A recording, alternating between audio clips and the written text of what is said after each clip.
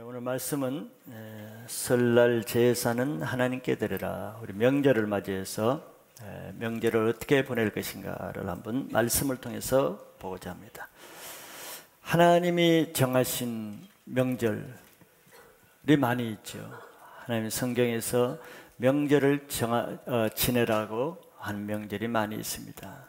하나님이 이스라엘 백성들에게 주신 모든 명절의 핵심은, 중요한 것은 하나님께 제사 드리는 날로 보내게 하신 것이죠. 그래서 명절은 하나님께 제사 드리는 목적으로 만든 것입니다. 그게 명절의 근본 취지라고 할 수 있죠.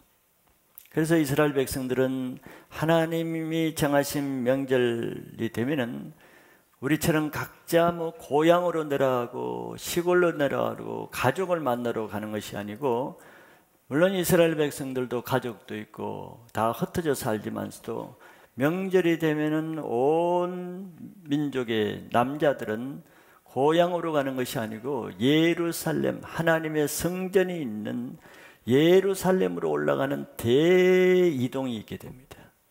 이스라엘 땅에 사는 사람뿐만 아니라 흩어져서 외국에 사는 사람까지도 전부 다 남자들은 다 예루살렘으로 몰려와서 제사를 드리는 것이죠. 이것이 하나님이 정하신 제사의 모습입니다.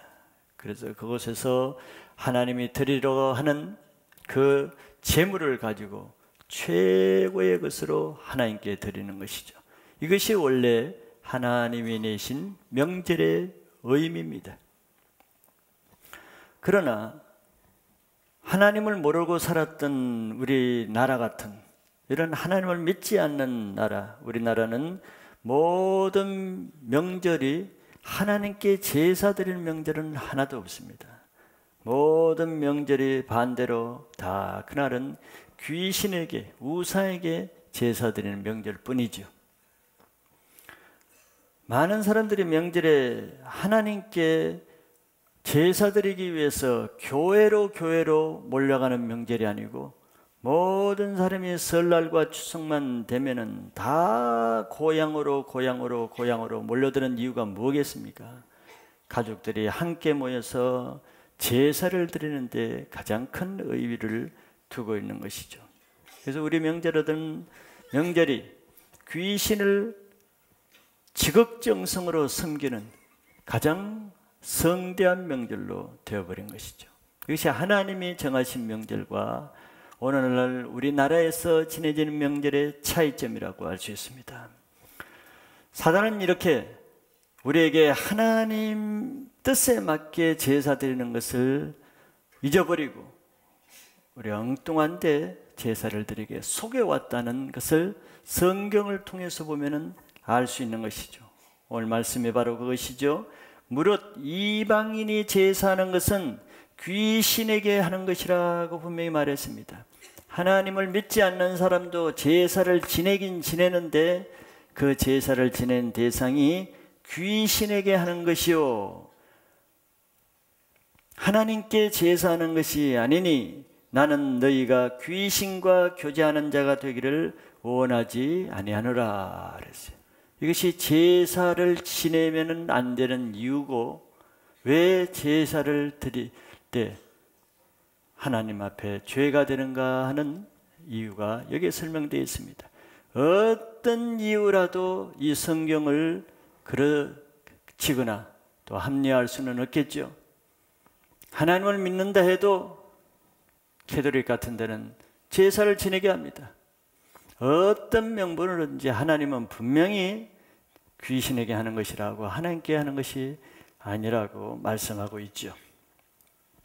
이제 우리는 이 말씀에 따라서 모르고 지냈던 과거를 돌이켜서 이제는 하나님이 내신 본래의 제사를 드리는 명절로 회복해야 될 사명은 이 말씀을 알고 지키려고 하는 교회부터 이런 새로운 명절의 의미를 개혁하는 일이 일어나야 된다고 생각합니다. 제사는 왜 지내는가? 제사는 자기 자신이 섬기는 대상을 경배하고 존중하고 헌신하는 하나의 표시입니다. 그래서 하나님은 오직 창조주 하나님 한 분께만 제사를 드리게 하셨고 다른 우상을 섬기지 말고 다른 어떤 것에도 절하지 말라고 하신 이유가 바로 여기 있는 것이죠. 출애굽기 20장 3절에서 6절까지 보면은 하나님은 제사에 대해서 분명한 기준을 말씀하셨습니다. 너는 나 외에는 다른 신들을 내게 두지 말라. 하나님 외에는 다른 신을 두지 말라고 분명히 말해요. 하나님만의 유일한 창조주 하나님 한 분밖에 없기 때문에 그렇습니다. 그래서 너를 위하여 새긴 우상을 만들지도 말라. 왜? 하나님은 영이시기 때문에 보이는 형상이 아닙니다. 그렇기 때문에 보이는 우상으로 만드는 것은 전부 다 거짓 신이라는 것이죠. 참 하나님일 수가 없다는 것입니다.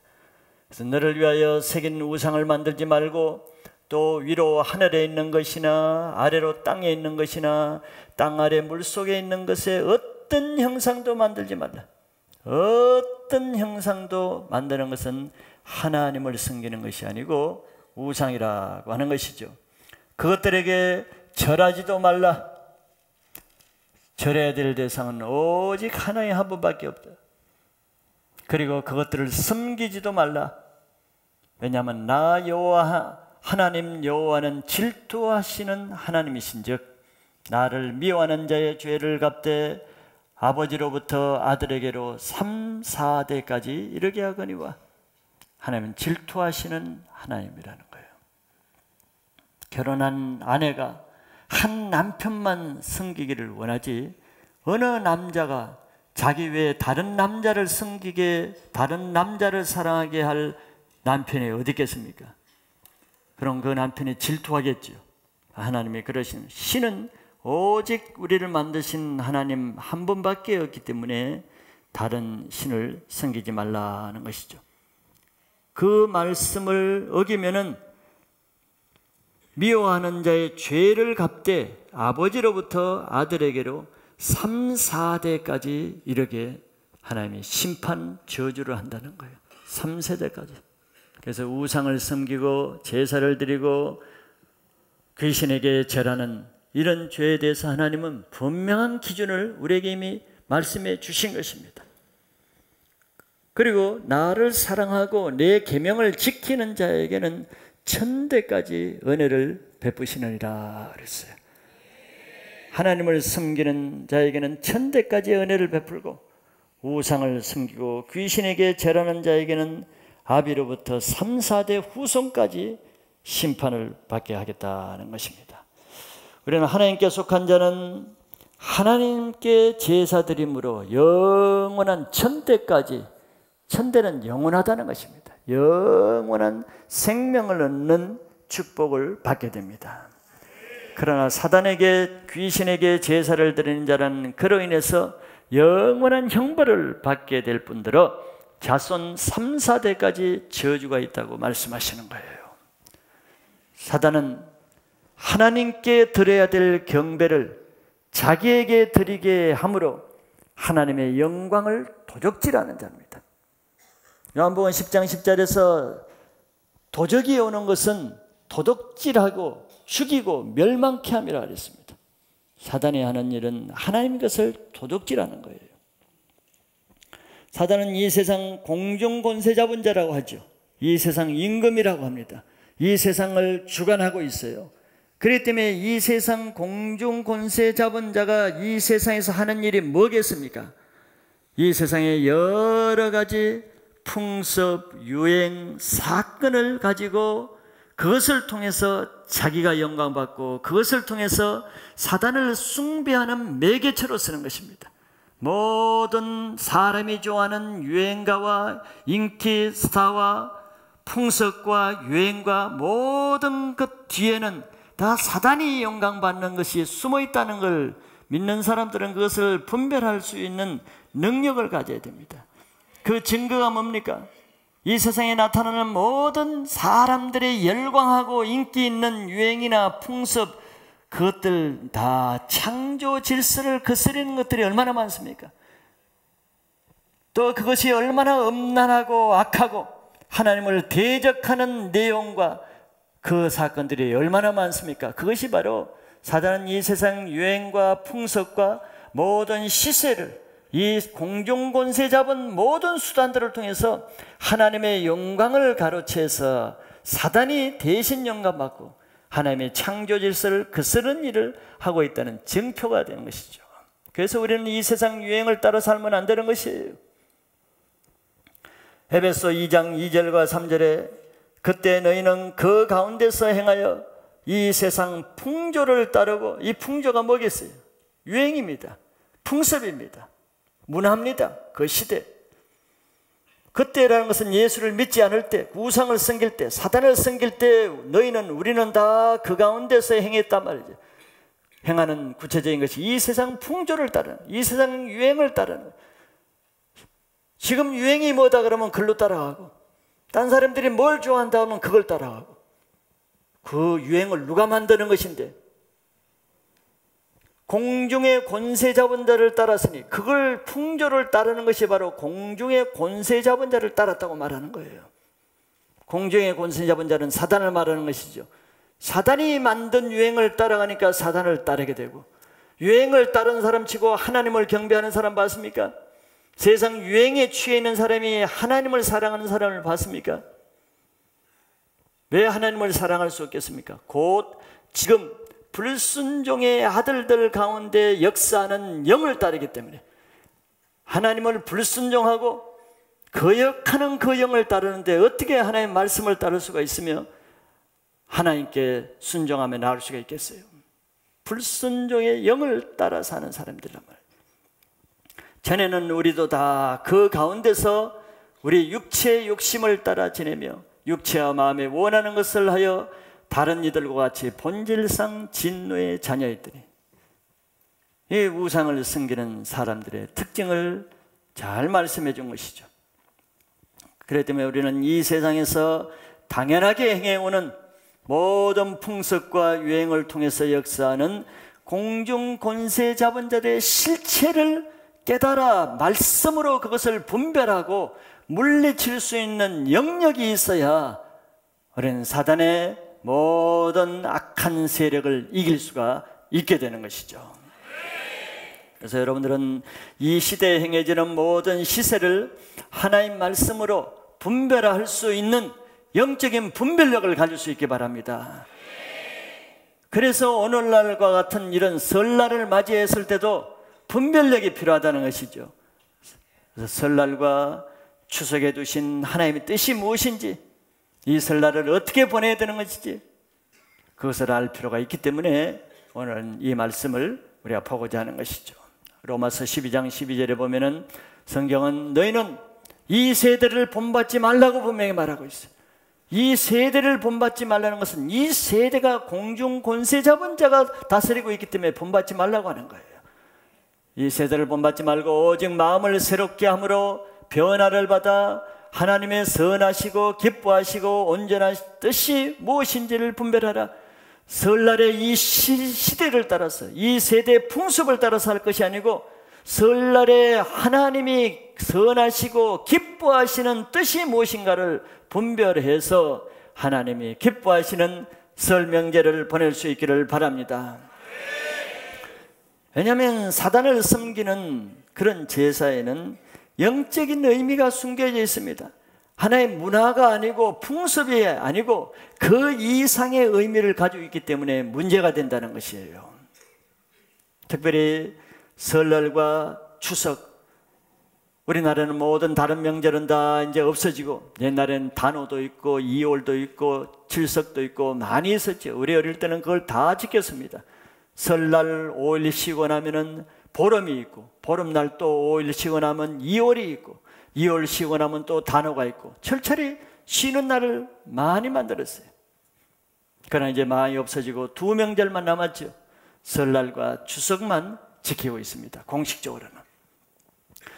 그런데 왜 설날과 추석을 지키는가? 그것이 큰 명절이라서 물론 그런 이유도 있지만, 하나님 말씀을 비춰보면은 왜 이 세상 공중 권세 잡은 자가 다른 명절은 다 양보하고 없애지게 해놓고 왜 아직까지 설날과 추석은 양보하지 않고 이 두 명절을 끝까지 고집하고 지키는가 하는 데는 영적인 의미가 있기 때문입니다. 날짜가 좋아서가 아니에요. 이 추운 넘동설 안에 설날 지키는 게 좋은 날짜는 아니죠. 날짜가 좋아서 그렇게 잡는 것이 아닙니다. 그것은 하나님 앞에서 그 명절이 의미가 있기 때문에 사단이 하나님의 그 영광을 도적질하기 때문에, 하나님의 것은 모든 것이 다 좋고 선하고 유익한 거잖아요. 그렇기 때문에 그것을 도적질해서 자기 영광을 대신 차지하기 위한 수단으로 아직까지 설날과 추석이라는 명절을 지키고 있는 것이죠. 그것은 바로 하나님께 드려야 될 처음 것을 도적질하는 사단의 술책이 있다는 것을 아셔야 됩니다. 그래서 우리는 하나님의 것을 하나님께 되돌려드리는 그런 명절로 우리 그리스도인들은 회복운동을 해야 됩니다. 모든 설날과 추석에 둔 하나님의 의미를 다시 되찾아서 사단에게 빼앗긴 것을 다시 회복하는 명절을 지키는 여러분들 가정과 여러분들 일가 친척의 모든 가정에 있는 빼앗긴 설날이 다시 돌아오는 명절로 지내시기를 축복합니다. 첫째, 명절 제사의 의미를 살펴볼 수가 있죠. 우리나라의 설날과 추석에 똑같지는 않지만 그러나 의미상으로 비슷한 명절이 하나님이 내신 이스라엘의 명절 중에 있다고 볼 수 있습니다. 그것은 바로 유월절과 맥추절을 들 수가 있어요. 유월절은 출애굽기 12장에 이미 우리가 알고 있듯이 이스라엘이 출애굽한 날을 기념하는 날입니다. 그 내용적으로는, 그러나 그 의미적으로는 하나님이 이 출애굽한다는 것은 죄에서 구원받는 것을 뜻하는 것이죠. 그 의미적으로는 하나님이 유월절 날을 뭐라고 말씀하냐면은 그 달을 그 해의 첫 달이 되게 하라고 말씀하시는 내용이라 합니다. 저희 6월 달을 이스라엘의 유대력은 지금 우리 태양력하고 틀리죠. 태양력으로 하지 말고 출애굽한 그 달을, 이스라엘 백성에게 그 달을 너희들의 그 해 첫 달이 시작하는 달로 만들어라는 거예요. 너희들이 이제 과거에 애굽에서 삶은 지나간 옛삶, 죽은 삶이고, 애굽에서 이제 구원받은 홍해를 건너서 가나안 땅에 들어오는 출애굽의 그 달을 너의 인생의 첫 해, 너의 나라의 첫 시작해 첫 달로 삼으라고 한 것이에요. 이게 처음 달이라는 의미가 6월절의 의미 중에 있는 것이죠. 그리고 맥추절은 또 어떤 처음이라는 의미가 있냐면은 이스라엘 백성들이 땅에서 추수를 해서 우리나라 같으면 가을이 되겠죠. 가을에 뿌린 곡식을 수확하는 그 첫 수장, 첫 열매, 첫 곡식을 받는 그날에 맥추절을 지켜야 하는 것입니다. 이런 의미에서 우리나라의 설날과 추석은 이 두 명절과 의미상으로는 같은 것이에요. 설날을 왜 설날절입니까? 그 해의 첫날이기 때문에, 첫 시작이기 때문에 설날을 명절로 정했고, 추석은 왜 그 달을 꼭 그 보름달에 추석을 정했습니까? 바로 가을에 첫 수확하는 날짜가 음력으로 그 시점이 되기 때문에 그 달을 잡은 것이에요. 그냥 잡은 것이 아니란 말이죠. 이 두 명절의 공통점은 처음이라는 것입니다. 첫 시작이라는 의미죠. 그래서 처음 것을 하나님은 먼저 하나님께 드리라고 한 것이 이 두 명절의 시작입니다. 성경에는 우리에게 주어지는 모든 첫 것은 하나님의 것이라고 했어요. 우리 것이 아니라고 했습니다. 그래서 모든 첫 것은 다 하나님께 먼저 드리라고 하신 것이죠. 출애굽기 24장 19절에 보면은 내 토지에서 처음 거둔 열매의 가장 좋은 것을 가져다가 너의 하나님 여호와의 전에 드릴지니라. 너의 염소 새끼를 그 어미의 젖으로 삼지 말지어다. 토지에서, 농경시대니까 토지에서 농사를 지은 사람이 제일 처음 것은 네가 먼저 가리지 말라. 그것을 좋은 것, 가장 좋은 것, 그것은 하나님께 먼저 드리라고 하는 것이죠. 또 목축을 하는 사람도 마찬가지입니다. 3, 4장 19절에 보면은 모든 첫 태생은 다 내 것이며 내 가축의 모든 처음 난 수컷인 소와 양도 다 그래하네. 소가 새끼를 낳으면 첫 새끼는 다 하나님께 드려야 돼. 양이 새끼를 내면 첫 새끼는 다 하나님께 드리게 하는 거예요. 처음 것은 하나님의 것이라는 개념이에요. 사람에게도 마찬가지입니다. 사람에게 난 첫 장자 맏아들은 하나님의 것이라고 했습니다. 가축의 초태생, 토지의 첫 소산물, 모든 것은 다 하나님의 것이고 그것을 우리가 가지면 안 된다고 한 것이에요. 이와 같이 마찬가지의 개념은 보이지 않는 매년 첫해, 첫날도 우리 것이 아니고 처음 시작하는 첫째 첫날도 하나님의 것이기 때문에 하나님께 드려야 된다는 것이 이것이 하나님의 기준 원리인 것이죠. 그래서 우리는 새해 첫날 첫 시간에 새해맞이 예배를 새해맞이에 먼저 우리는 종로이가 가서 보신각 종치는 데 가지 않습니다. 세상 사람들은 그걸 의미를 두지만 하나님 믿는 사람은 새해 첫날 첫 시간에 교회 와서 그 시간을 먼저 하나님께 예배드리는 이유가 바로 거기 있는 것이죠. 이 2011년 첫 해는 하나님의 것입니다 하는 표시로 신년 예배를 드리는 것이죠. 그리고 예물도 우리가 첫날 첫해 첫 예배 때 예물을 드리는 것도 그런 의미가 있습니다. 우리에게 주어지는 모든 소득의 처음 것은 하나님께 드리고 우리에게 시작하는 모든 처음 것은 다 하나님께 드려야 되는 개념을 여러분들 가지시길 바랍니다. 그래야 그것을 사단에게 빼앗기지 않는 것이에요. 사단은 바로 이것을 빼앗고 이것을 도둑질하는 것입니다.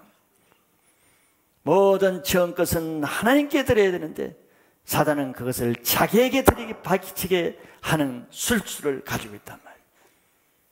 우리는 하나님께 드려야 될 제사의 의미, 제사를 통해서 먼저 하나님께 드려야 될 처음 것 세 가지를 참고로 보고자 합니다. 그것은 바로 날입니다. 시간이죠. 우리는 첫날을 하나님께 드려야 되는 이유는 그 날들은 하나님이 주신 은혜의 선물이기 때문에 그렇습니다. 그러므로 그 하루의 첫 것을 오늘 2011년 1월 30일 같으면 1월 30일 처음 것은 하나님께 드려야 됩니다. 첫 시간을.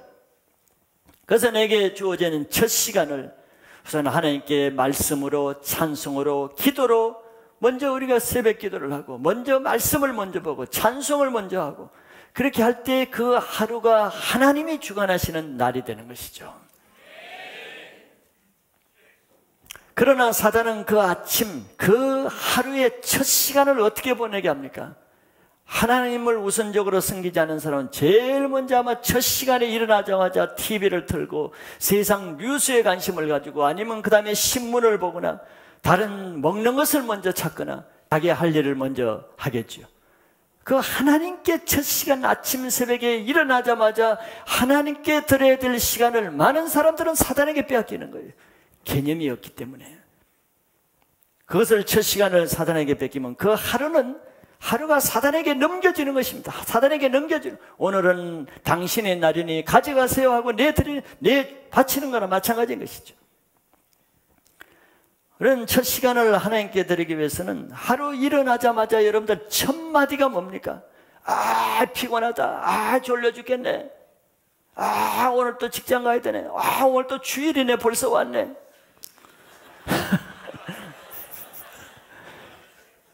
첫 마디가 여러분들의 영적 상태를 말해주는 것입니다. 처음 일어나는데 그렇게 할 말이 없습니까? 그 많은 말 중에 꼭 그런 말로 시작해야 되겠어요? 첫 시간에 불평하고 짜증하고 부정적인 말을 하고 그건 다 사단에게 첫 시간을 바치는 것입니다. 사단에게 빼앗기는 것이에요. 하루가 얼마나 소중한 날인데 하나님을 찬송하고 감사하는 말을 하고 격려하는 말을 하고 기대하는 말을 하고 믿음의 선포를 하고 얼마든지 할 말이 좋은 말이 많을 텐데 사단에게 하는 말로 여러분들 하루를 빼앗기지 않으시기 바랍니다. 하루하루도 그럴진데 더구나 2011년 같으면 한 해 첫 시작하는 날이야 말할 것도 없겠죠. 한 해 첫 시작은 하나님께 드려야 되는 거예요. 불신자들은 첫 시장에 보신각으로 나오고 보신각 갔다 와서는 동해 일출 본다고 저기 정동진 그쪽을 가고 사단에게 드린 것입니다. 첫 시간을 사단에게 드리겠다는 거예요. 세상에 드리겠다는 거예요. 그래서 사단은 이 설날이라는 의미가 뭡니까? 첫 해 시작이란 말이에요. 첫 해 출발하는 시간이란 말이에요.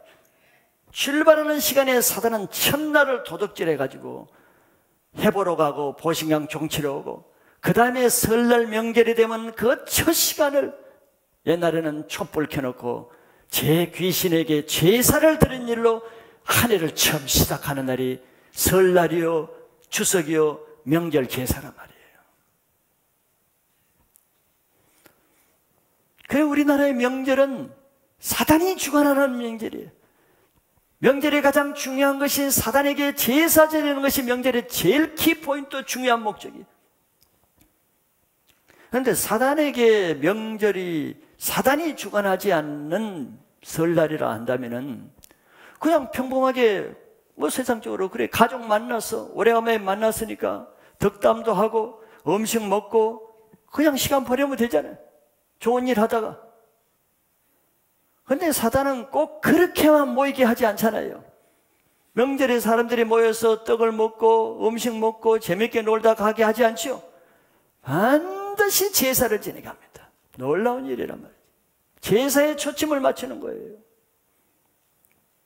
사람들은 그것을 모르고 첫날에 설날이라고 떡을 하고 반찬을 하고 음식을 하고 집안을 치우고 누구를 위해서 합니다? 귀신 맞을 준비를 하는 것이죠. 귀신에게 바칠 준비를 하는 것이죠. 그러니까 설날이 귀신 잔치에 들러리 노릇을, 귀신 잔치에 이용되는 도구가 바로 설날이에요. 우리 그리스도인들이 이런 것을 알면은 설날에 가슴을 치고 원통하고 슬피 눈물을 흘리면서 기도해야 될 날이지, 풍습을 따라 시세를 따라 유행을 따라 남들이 논다고 기뻐 놀고 그렇게 하면은 여러분들 영원히, 그러니까 명절 지나고 나면은 명절 지난 그 다음 주 주일날 보면 성도들의 얼굴이 다 시무룩하고 찌푸르고 시커멓고 엉망진창이에요. 완전히 귀신이 얻어 터지고 와가지고 멍들어가지고 다. 다음 주에 한번 보겠습니다, 제가.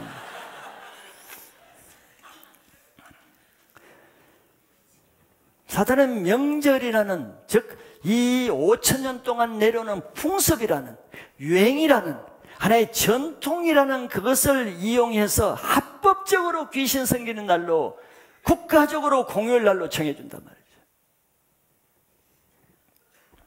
그런데 명절에 왜 회복운동을 벌여야 되는가 하면은 바로 사단에게 빼앗긴 것을 설날에 제사를 하나님께 드릴 수 있는 여러분들의 그 책임감을 가지고 고향을 가시든지 가족들 만나든지 이런 사명감을 가지고 여러분들의 가정만큼은 사단에게 빼앗긴 그 제사를 하나님께 회복되는, 하나님의 제단이 회복되는 설날로 보내시기를 축복합니다. 두 번째, 제사의 첫 드려야 될 것은 첫 물질입니다. 하나님은 모든 소득의 처음 것을 하나님께 드리라고 그랬어요. 즉 목축을 하는 자에게는 짐승의 첫 태생을 하나님께 드리고, 농사를 하는 사람은 첫 소산물을 하나님께 드리고, 또 요즘처럼 공업사회, 현대사회는 직장에 다니면 자기 수입의 처음 것을 하나님께 제사를 드리게 하는 것이죠. 이것을 모르는 사람은 왜 자기가 먼저 다 쓰고 카드비 다 막아놓고 다 외상 갖고 남으면은 하는데, 남는 것으로 하나님께 드리는 게 똑같은 재물을 가지고도 자기 쓸 거 다 계산하고 남는 것으로 마지막으로 하나님께 드리는 거하고 틀리는 것입니다. 첫 소산물 먼저 드리라는 게 먼저에 초점이 있는 거예요. 그것은 하나님을 우선적으로 산다는 것입니다.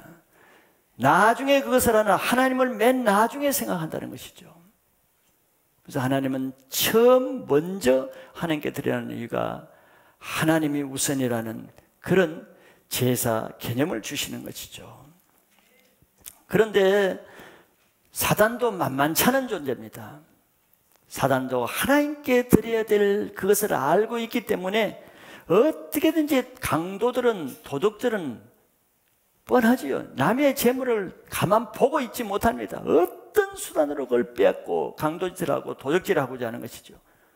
사단은 하나님께 드려야 될 그 재물을 어떤 방법으로든지 도둑질하고자 하는데 그것이 바로 대표적인 명절이 두 번째로 추석입니다. 추석. 우상을 섬기는 사람들은 왜 꼭 가을에 추석을 명절을 지냈습니까? 제사 지낸 사람들은 어떤 데는 보면 음력으로 우리나라 기절에 보면은 음력으로 추석 때가 돼도 아직 벼가 다 익지 않은 경우가 많습니다. 과일이 아직 다 익지 않은 경우가 들어있어요. 추석이 조금 일찍 오면은. 그런데도 사람들은 어떻게든지 논에 나가서 그 중에서도 빨리 익은 벼가 있는가, 아니면 빨리 자라는 벼를 나중에 제사 지르기 위해서 시골서 따로 이렇게 뭐를 심는 경우도 있습니다. 그 왜 그랬겠어요? 지극정성, 처음 것을, 벼농사의 처음 것을 어떻게든지 핵곡식으로 추석 제사상에 핵곡식으로 드리고자 하는 거죠. 그 집에 쌀이 많습니다. 시골에. 두디라고 하지요. 그 표준말은 뭔지 모르겠네. 곡식 모아둔 그 볏짚 광 같은 거. 그게 지난해에 있는 벼가 쌀이 많이 있어도 추석 때 신실한 사단 신자들은 절대 그 묵은 그거 가지고 제사 안 드립니다. 얼마든지 먹을 수 있어요. 물론 사이비 사단 신자들은 그런 거 하지요. 날라리 그거는. 근데 아주 독실한 사단 신자들은 그렇게 나락 백가리가 이렇게 있어도 그거 가지고 안 드립니다. 덜에 나가서 조금이라도 빨리 익은 벼를 한 공기만 하면 되니까 그걸 베어가지고 그걸로 드려요. 우리들로서는 따라갈 수가 없죠. 여러분들 헌금 드릴 때면 은행 와서 쎄돈 해가지고 다려서 요즘 그렇게 드리는 사람이 있습니까? 주머니에 있는 거 우선순위로 이거 꾸겨지거든 말이야. 사단 숭배자들은 절대 그렇다. 사단한테 아주 된통 맞습니다. 그러니까 과일도 잘 안 익어요. 그러면 온데 찾아가지고 그 중에서 먼저 익은 과일을 따가지고 그 중에서 가장 절대 흠 있는 거 안 드립니다. 뭐 까마귀 쪼자 먹은 거 뭐 절대 안 드립니다. 봐서 흠없고 점없고 아주 잘 익은 것만 제사상에 올리죠. 그런 영성에서 그리스도인들이 떨어지기 때문에 복음화가 안 되는 것입니다. 제사를 그렇게 생명을 가지고 마음과 뜻과 목숨을 가지고 사단을 섬기는데 하나님을 섬기는 것이 그만 못하니 전도가 되겠습니까? 영성에서 떨어지는 거예요. 바로 추석은 그것입니다. 성경에서 분명히 첫 태생, 첫 곡식, 첫 소사물은 하나님께 드리라고 했는데 사단은 그걸 미리 선수를 치는 겁니다. 하나님께 드리기 전에 아직 익기도 다 안 했는데 덜에 나가서 또 밭에 나가서 첫 핵곡식으로 핵과일로 제사상에 먼저 올리는 거예요. 어물전에 가서도 그냥 동태 눈이 다 이렇게 퍼진 거 그런 거 절대 사지 않습니다. 제일 좋은 거, 제일 큰 거, 싱싱한 거 그런 것만 꼭 제사상에 올리죠. 그걸 누구한테 배웠겠어요? 하나님한테 배운 것입니다. 말라기에서 너희들이 제물을 드리는데 눈먼 것이나 상한 것이나 이런 거 드려봐라. 그런 거 총독에게 드려봐라. 총독이 받는가? 근데 귀신은 그것을 먼저 하는 거예요. 험없고 저먹고 가장 참 좋은 것을. 여러분들이 가족 중에 설날에 제사 지는 제사상에 가서 한번 점검을 해보세요. 흠을 한번 찾아보라고. 사과 올려둔데 어디 흠 없는가, 어디 기스난 데 없는가 한번 찾아보라고. 찾아볼 수 없을 거예요.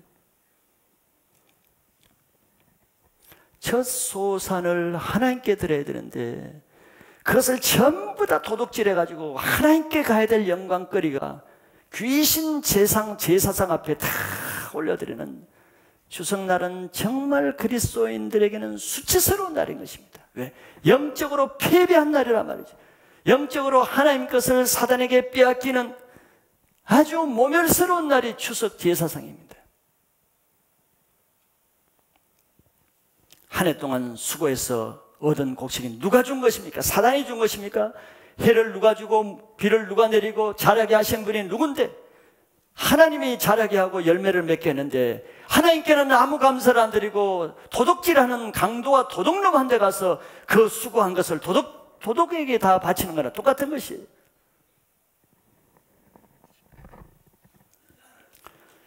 그래서 사단은 첫 수입이 생기면은 누구에게 먼저 드립니까? 내가 첫 월급을 타면은 누구에게 먼저 생색냅니까? 먼저 부모에게 가서 생색내고 친구들 만나서 불러내서 한턱 내고 한잔하고 누가 그 직장을 주면 누가 그 소득을 주는데 준 하나님께는 번쩍도 안 하고 엉뚱한 그 하나님께 드려야 될 영광을 도둑질하고자 하는 사람과 다른 데다 그 영광을 다 뺏기는 것이. 귀신들은 철저하잖아요. 아무리 술주정꾼도 신실한 술주정꾼은 소주 한 잔을 먹어도 그냥 먹지 않잖아요. 딱 뚜껑을 닫아 고시네 먼저 귀신에게 먼저 드세요 하고 예의가 분명한 거예요. 예의가. 처음 내가 다 먹고 조금 남았네. 아이 사단 먹으세요. 이렇게 붙지 않아요. 그러면 큰일 나지. 이렇게 사단들은 하나님께 배워서 사단들은 자기 제자들 더 제자 훈련을 철저하게 했어. 철저하게 하나님도 못하는 것을 다 그렇게 교육시켰단 말이에요. 좋은 일 있으면 전부 다 사단에게 먼저 드리잖아요.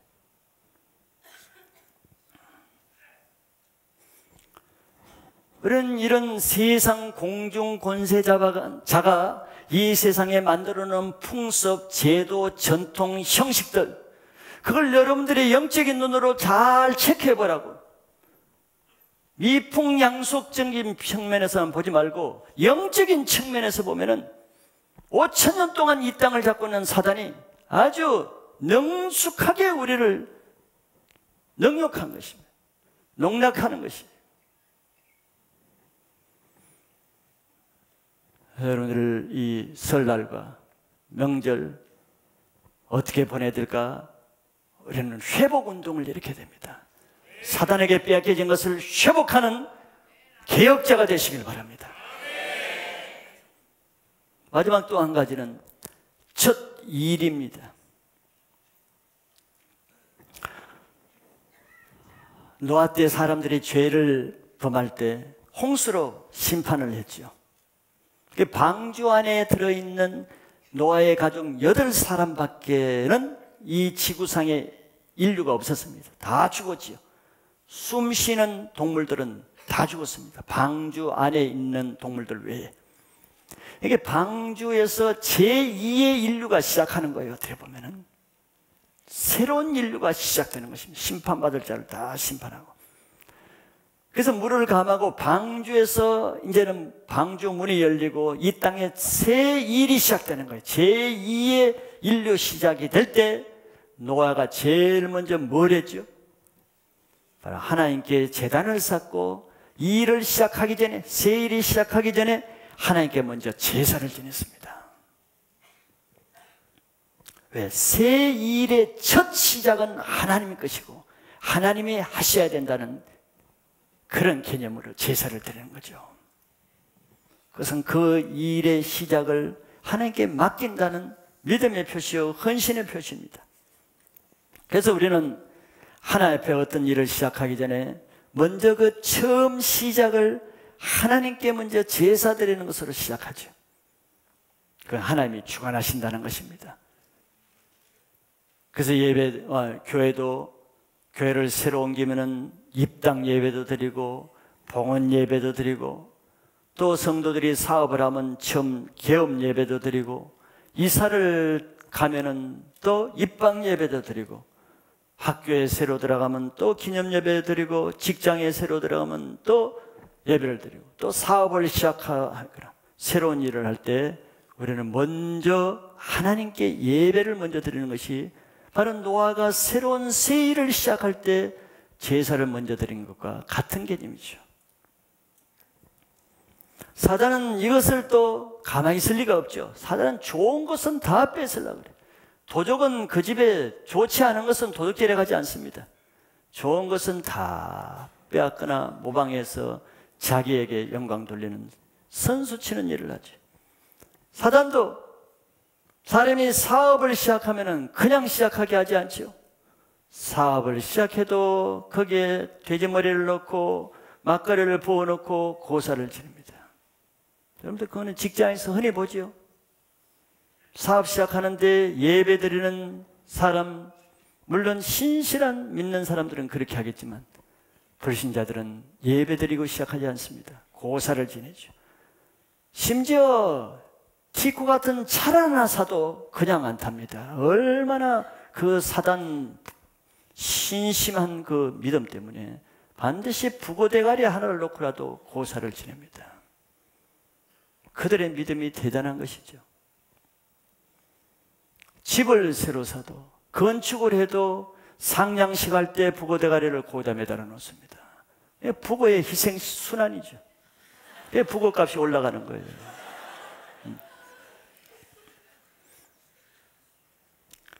귀신에게 먼저 제사를 드리는 거예요. 놀라운 일이죠. 그냥 하는 게 있습니까? 바로 하나님이 하는 것에서 배워가지고 하나님께 먼저 돌리기 전에 자기들이 가로채는 것입니다. 그 사업과 집을 귀신에게 바치는 것이죠. 개업 고사를 지내면 그 개업을 사단에게 맡기는 것이고, 차를 사서 부고대로 고사지면 그 차를 사단에게 바치는 것이고, 그래 고사 지내는 것은 다 사단에게 바쳐진 물건이 됩니다. 그것은 자기 영혼을 합법적으로 사단에게 바치는 행위와 같은 것이죠. 그래서 우리는 하나님의 귀한 것들을 사단에게 빼앗겨서는 안 되는 것이에요. 자기 영혼을 사단에게 팔아넘기는 그런 행위를 해서는 안 되는 것이죠. 그래서 귀신이 먼저 가져갈 그것들에게 여러분들이 먼저 하나님의 사람들이 먼저 그것에 예배를 드리고 하나님께로 드리고 하나님께 영광 돌리고, 사단이 도둑질해 가기 전에 먼저 하나님의 사람들이 제사를 드릴 수 있는 지혜로운 여러분들이 되시기를 축복합니다. 마지막 큰 두 번째는 제사의 대상이죠. 모든 제사의 중심은 하나님이시기 때문에 제사의 대상은 하나님 한 분밖에 있을 수가 없습니다. 그래서 하나님은 결코 하나님 외에 어떤 우상이나 다른 신에게 절하는 것을 결코 용납하지 않습니다. 하나님은 그런 다른 신에게 드리는 모든 우상의 제단을 파괴하라 그러죠. 무너뜨리라 그러죠. 그러나 사단도 영이죠. 영적인 존재이기 때문에 사단은 겉으로는 절대 자기를 드러내지 않습니다. 보이는 형상을 통해서 조종할 뿐이죠. 그것이 바로 우리는 우상이라고 말하는 것이죠. 그래서 돌부처를 마련해놓고 나무 장성을 마련해놓고 금으로 무슨 상을 만들어 놓고 동물상을 만들고, 그거는 하나의 장성이고 소의 형상이고 다른 의미가 없습니다. 그러나 알아야 될 것은 사단은 영이기 때문에 보이지 않는 그 영이 사람들의 마음은 보이지 않는 것을 잘 못 믿어요. 그러죠. 만져지고 느껴지고 보여지는 것을 믿으려고 한다면, 보지 않고 안 믿으려는 그 심리를 이용해서 하나님은 안 보이게 형상을 안 하니까 자꾸 믿으라 그래도 하나님 어디 있어 그러잖아요. 사단은 그걸 이용해서 보이지 않는 것을 교묘하게 보이는 형상으로 만들어서 봐라, 실제로 있다. 그래서 만든 것이 우상입니다. 그럼 우리가 금으로 만든 소에게 절하면은 소를 섬기는 것입니까? 그런 문제는 오히려 간단할 수가 있지. 뭐 소 집까지 있게 뭘 하겠어? 죽은 소인데, 말도 못하고 듣지도 못하는 소인데. 그러나 그것이 아니기 때문에 문제가 되겠죠. 보이는 형상을 이용해서 영으로 그 소를 주장하고 관리하고 지배하고 있는 사단이 그 뒤에서 다 영광을 받고, 사단이 그 마음들을 다 도둑질하기 때문에 그 우상이 그래서 문제가 되는 것이죠. 그러니까 하나님은 그것을 아시기 때문에 절대 우상을 만들지 말라고 하는 거예요. 사단은 우리에게 더 교묘한 것은 보이지 않는 조상이라는 죽은 사람을 이용해서 대신 사단을 섬기게 하는 것이죠. 아주 교묘한 것이죠. 왜? 조상을 섬긴다는 데 이의를 달 사람이 별로 없거든. 그러니까 죽은 조상의 이름으로 조상 숭배다. 조상 숭배하는 게 뭐가 잘못됐느냐? 살아있을 때도 아버지, 할머니, 할아버지 섬기는 게 뭐가 잘못됐느냐? 그 섬기는 흐름의 연속으로 돌아가셔서도 섬길 뿐이다. 제사를 합법화하는 사람은 이런 이제 주장을 하기도 하죠. 그러나 그것은 그 조상에게 제사 드리는 제사가 조상이 받는다면 그것도 문제지만, 받을 리도 없지만, 그렇다면 오히려 문제가 적을 수가 있지만 그것이 아니기 때문에 문제죠. 조상이 받는 것이 아니라 조상이라는 우상을 이용해서 사단이 받기 때문에 조상 숭배, 조상 제사가 문제가 되는 것이죠. 여러분들 조상 섬기는데 사단은 자, 조상에게 제사합시다 그렇게 합니까? 우리 하나님께 예배 드릴 때 그러죠. 우리 하나님을 경배합시다. 아무것도 없어. 하나님 그냥 형광등이고 그냥 뭐 건물밖에 없어. 그런데 하나님께 경배합시다. 하나님 어디 있어? 그러니까 잘 못 믿죠. 사단은 그것을 이용해서 자, 우리 조상에게 제사합시다. 그럼 애들이 아빠 조상 어디 있는데 물을 거 아니에요. 그러니까 그것을 이용해서 그냥 하지 않고 반드시 제사상에는 위패를, 지방을 써서 반드시 위패를 두죠. 모르는 사람은 그냥 알려고 할 필요는 없어요. 아는 사람은 그 이유를 그냥 왜 놓는가? 위패를 놓는단 말이지. 그럼 또 한자를 잘못해서 위패 쓸 사람이 없으면 반드시 영정사진이라도 반드시 올려놓습니다. 반드시 보이는 것을 놔둬요. 보이는 것을. 그것이 바로 우상이란 말이죠. 그리고 그 위패 앞에, 영정 앞에 절한다면 아무것도 없는 데서 절하지 않아요. 우리 하나님을 섬기는 사람은 오히려 그런 것을 놔두면 그것이 우상이 되는데, 사단을 섬기는 사람은 그것이 없으면 이상해. 이런 걸 모르는 사람들은 크리스천 가정에서도 뭐 추도 예배를 드린다, 뭐 명절 제사를 드린다, 자기 조상들 사진을 앞에 놓고 예배를 드려요. 5,000년 동안 마귀에게 배운 것을 그대로 하나님 예배에서도 그대로 써. 그건 누구한테 배운 것인데? 예배 드릴 때 조상의 사진을 놓고 하는 그건 누구한테 배웠을까? 성경에서 배웠어요? 다윗 기념식 할 때 다윗 사진 그림 그려놓고 했다? 성경에 없지 않습니까? 성경에 그런 거 있다 그러면 찾아오면 제가 큰 상급을 드립니다. 하나님께 배운 적이 없어요. 누구에게 배우겠어요? 다른 집이나 자기 윗대에서 조상들이 귀신에게 드릴 때 하는 걸 배웠겠죠. 장례식이나 제사 드릴 때 사진 놓고 하니까 보기 좋던데, 귀신에게서 배운 것을 예배 드릴 때도 하나님께 예배 드리면서 조상들 사진을 놓고 보이는 우상을 놓고, 몰라서 그랬죠. 개념을 몰라서 그래. 우리는 5,000년 동안 설날에 귀신에게 제사 드리는 것만 보고 자랐잖아요. 아무리 여러분들 2대 3대 신앙이라 할지라도 그 윗대는 다 그렇게 지낸 것이라고. 복음이 들어오기 전까지는.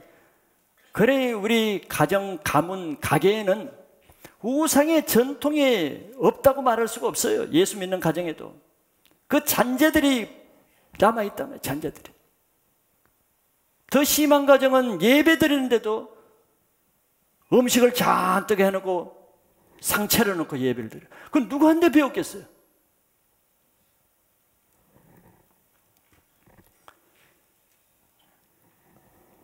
설날에 복된 명절이 되기 위해서는 바로 귀신의 전통과 사단이 만들어놓은 모든 도덕질해가는 악한 풍습에서 우선 벗어나야 됩니다.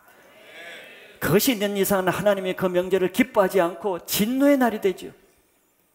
하나님 편에서 보면 설날이 한국의 설날, 중국의 설날, 일본의 설날은 저주의 날, 진노의 날입니다. 기뻐할 수 없는 날이에요. 통탄해야 될 날이에요. 우상 축제의 날이잖아요. 귀신 축제의 날이 설날이죠. 그러나 더 안타까운 것은 뭐 불신자들은 몰라서 그러니까 할 수가 없다고 할 수 있지만 믿는 가정에서도 설날이 하나님께 예배드리는 것에 초점을 두지 못하는 가정이 더러 많습니다.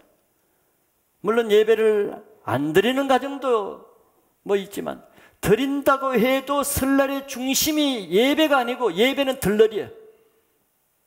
그렇지 않으니까 형식으로 예배를 드려요. 주가 아니에요. 그러나 이스라엘의 유월절과 맥추절과 오순절의 모든 명절의 주는 예배, 제사밖에 없습니다. 제사예요. 설날에 얼마나 많은 가정이 예배를 드리기 위해서 준비를 많이 합니까? 아니면 가족들이 모이는 것, 음식을 준비하는 것, 어른들에게 세배하는 데 더 중점을 많이 둡니까? 그리스도인 가정이라 할지라도. 우리는 5,000년 동안 설날마다 우상을 섬기는 것을 보고 자랐잖아요. 자녀 때, 어릴 때. 자녀들은 다 5,000년 동안 우상 섬기는 것을 보고 자랐어요. 그러면 이제 새로운 전통을 만들려면 여러분들의 자녀 세대에게는 설날에 하나님을 섬기는 것을 보고 자라는 전통을 마련해야 될 거 아니에요. 그건 어린아이들이, 어른들이 어떻게 설날을 지내는가에 따라서 그 어린아이들이 어른 되면 그렇게 지내게 돼 있거든요. 설날 되면 맨 하고 TV 보고 들어놓아서 술 마시고 또 화도 치고 왜 그렇게 하겠어요? 윗때부터 어릴 때, 자기가 어릴 때 자기 아빠, 할아버지들이 그렇게 삼촌이 하는 것을 보고 자랐으니까 자기도 그렇게 하는 것이죠. 그런 집 자녀들은 설날의 의미를 뭘 보고 자랍니까? 설날에게는 맛있는 거 먹고 또 어른들은 뭐 핫도 치고 TV 보고 아니면 또 누워서 자고 또 때가 되면 또 먹고 또 먹더니 또 자고 설날이 그런 거구나. 먹고 또 자고 설날 좋네. 그렇게 인식되겠죠. 또 어린아이들에게 가장 큰 설날의 인식은 많은 자들에게는 자녀들에게 설날은 세뱃돈 받는 날로 아주 좋은 인식이 임해져 있습니다. 정말 기쁜 날, 추석보다 더 기쁜 이유는 설날에 세배라는 좋은 프로그램이 있기 때문에 그래요. 그것이 가장 큰 의미야. 하나님께 예배를 드리고 하나님을 경배해서 하나님으로부터 세뱃돈 이상의 영적인 축복을 기대하는 마음은 애들이 별로 없는 가정이 많아. 다 그렇지는 않겠지만. 그런데 야곱이 임종시에 자녀들에게 12자녀에게 축복을 해서 받는 것이 야곱의 유산을 남겨놓은 것보다 더 컸죠. 그 축복대로 자녀들이 됐으니까.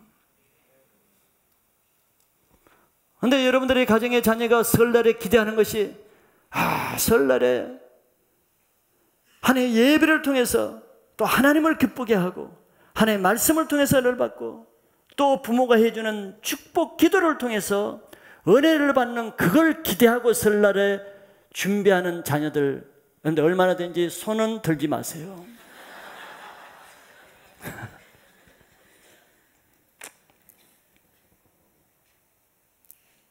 그 자녀들이 어른이 되면 그 자녀가 그 자녀입니다. 그 자녀가 그 어른이 되는 거예요.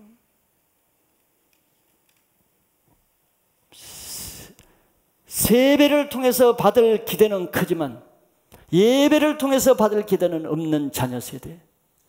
그리스도 안에 명절이라 할지라도 불신자들과 별 차별이 없어요. 세배는 전통이 제가 정확하게 몰라도 어른 공경의 한 표시로 생겨났을 것입니다. 성경에도 부모를 공경하라 그랬으니까 보이는 공경의 한 모습이 세배인 것이죠. 우리는 죽은 사람에게 절하는 것은 그건 죄지만 뭐 산 사람에게 인사하듯이 절하는 것은 그래 나쁘다고 할 수 없습니다. 세배는 그런 면에서 자녀들에게 어른들을, 부모를 공경하고 어른들을 공경하는 교훈을 줄 수 있는 좋은 풍습일 수 있습니다. 그런데 오늘날 세배가 얼마나 어른 공경하는 풍습으로 이어지고 있습니까? 정말 자녀들이 어른이 공경하는 그 마음으로 세배하는 자녀들이 얼마나 되겠습니까? 제가 잘은 모르지만 오늘날 세대는 어른 공경하는 목적으로 세배하는 것보다 세배 돈을 받기 위한 수단으로 세배를 하는 아이들이 더 많을 수도 있다는 것이죠. 그러니까 아이들은 돈을 위해서 세배를 하려고 할지 어른 공경하려고는 하지 않습니다. 그러니까 세배 때는 안 준다면 세배 안 할 아이들이 많을 거예요. 시험해 보세요. 아니면 올해. 그러니까 세배하라 그러면 막 몸을 털고 마지못해 막 싫은데 그럼 세배 때는 안 준다. 찌러. 그런 세배를 왜 하는 거예요 도대체? 옆구리 찔러 절반 기도 유분수지. 돈으로 아이의 마음을 사는 거잖아요. 돈으로, 세뱃돈으로. 하기 싫은 아이의 마음을. 어른 공경은 아무 의미가 없어요. 어른은 오히려 공경할 마음을 없게 만들어버리죠. 세뱃돈 주면은 절하고 안 주면 안 하고. 어른을 대하는 인격적인 존중의 대상이 아니라 어른을 공경하는 것이 돈을 얻기 위한 하나의 수단으로 전락하고 있어요. 세뱃돈 한 푼을 가지고 아이의 마음을 억지로 빼앗는 격이 되는 거예요. 마음에도 없는 것을. 그러니까 아이들에게는 명절은 하나님께 예배드리는 날도 아니고 부모를 공경하는 날도 아니고 가족들을 만나서 교제하는 날도 아니고 그냥 세뱃돈 받는 날이에요. 돈이 우상이 되는 거예요. 결국은 이 시대가 돈 때문에 우상이 되는데 명절에도 가정 예배를 드리는 크리스찬 가정에도 아이들에게 또 돈이 최고 우상이에요. 예배보다도 세뱃돈이 더 우상이고 어른 공경보다 또 돈이 더 우상이에요. 이게 사단의 전략이라며. 사단의 전략. 그래서 아이들은 명절 때 설에 오면서도 성경 찬송은 안 가져와요. 그러면서 지갑은 가져와. 놀라운 일이에요. 놀라운 일이.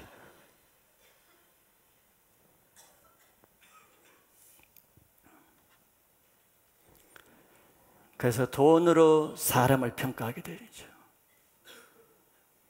자기 아빠보다 자기 삼촌이 세뱃돈을 많이 주면은 자기 아빠보다 삼촌을 더 존중합니다. 자기 아빠가 5,000원 줬는데 5천 아저씨가 5만 원 주면은 5천 아저씨가 우상이 됩니다. 아빠 말 안 듣습니다. 아저씨 말 듣습니다. 돈으로 사람을 평가하는 거예요. 아이들이. 누가 그렇게 만듭니까? 돈이 있다고 아이들 세뱃돈 많이 주는 게 아니에요. 왜? 어른 공경하는 목적이 세배의 목적이라는 걸 생각할 때 아이들의 교육을 생각해야지.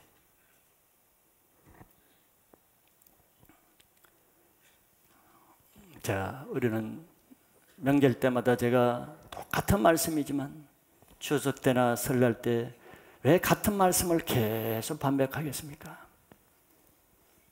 첫째는 아직도 이렇게 말씀을 많이 전해도, 말씀은 알아도 아직도 우상을 섬기는 가정도 있고, 아직도 예배가 뒷전인 가정도 있고, 아직도 설날이 하나님께 영광되기보다 사단을 섬기는 가정이 있기 때문에 이 말씀을 반복해서 드리는 것이고, 또 하나는 계속해서 교회는 새 가족들, 새로운 사람들이 계속 오시기 때문에 그런 사람들에게 명절은 매년 오잖아요.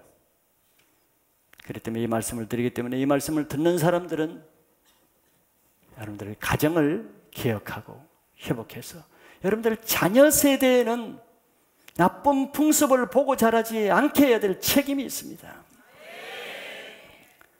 우리는 사단이 만든 이 세상 풍조와 유행을 분별해서 하나님의 창조 질서를 회복해야 됩니다. 설날에 가장 중요한 것은 음식을 만드는 것도 아니에요. 부모들을 찾아뵙는 것도 아니고, 가족들을 만나는 것도 아니고, 더구나 세배 드리는 것도 아니고, 더구나 세뱃돈 받는 것도 아니고, 하나님께 예배, 찬송, 경배, 하나님께 영광을 돌려드려서 모든 명절을 하나님께 올려드리는 것이 첫째 사명이 되시기를 바랍니다.